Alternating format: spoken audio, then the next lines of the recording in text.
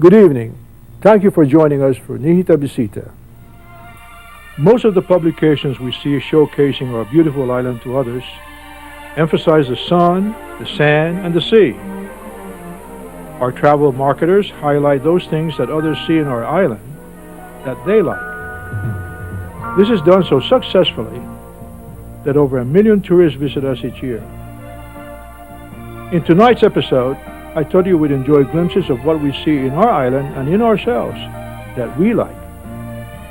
We see a tradition of harvesting the resources of the sea that has lasted for generations still being done today.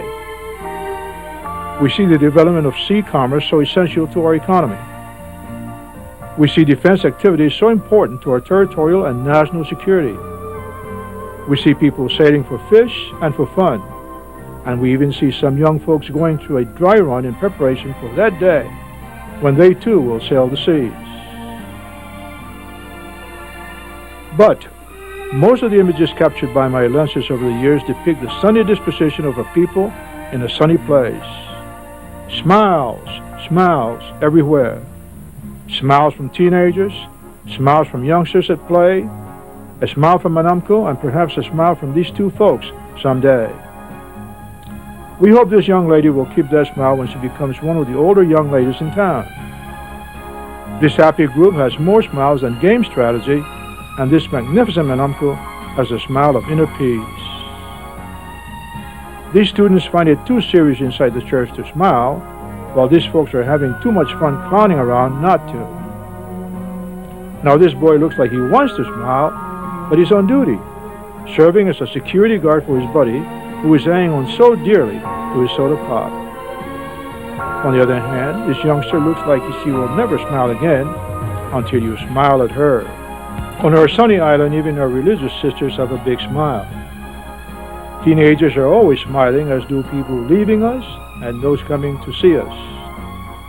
Our food table always brought smiles 40, 30, and 20 years ago, and they still do. This young man is smiling with pride for his prize rooster, which he is securing, thus keeping it from being a candidate for Calaguin for a fiesta. Now, cutting tuba is too dangerous for the cutter to be smiling, but after a couple of parts of it later, he makes up for it that he may not get around to tending that victory garden. University students smile a lot, except when they're busy taking tests right and left. Now, these happy campers are all smiling for some reason, but the one on the right can't see why. With these ladies, they're just too happy and too pretty not to be smiling. How about this? George Washington High School students smiling all together, as are these students from Cathedral Grade School. Music does that, especially when the musicians look so familiar. Turning back the pages some more, we see this picture. If your grandpa is sitting next to you, ask him what this structure was used for in the old days. And if grandma is there, ask her what this building's function was. If she's a young grandma, tell her that it replaced the batea of olden days. When both grandma and grandpa see this picture, they may not recognize it, because nature has covered the scars of the old concentration camp at Manyangan. This river still runs through it. You may not notice it, but your grandma and grandpa are smiling. And for the younger ones who have never seen this, it is a plane with a propeller. It makes one happy to see a mechanic fixing it before it takes off, but it isn't a sight that makes one smile. But this one does. A beautiful ship entering the harbor as this beautiful carrier of another day makes its way through Africa. There are many ways to see our island and us.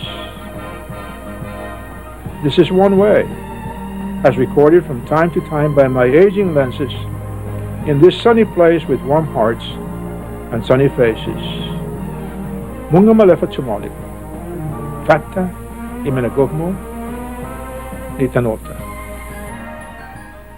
Guaho si Ben Blas, si Jews Mahase.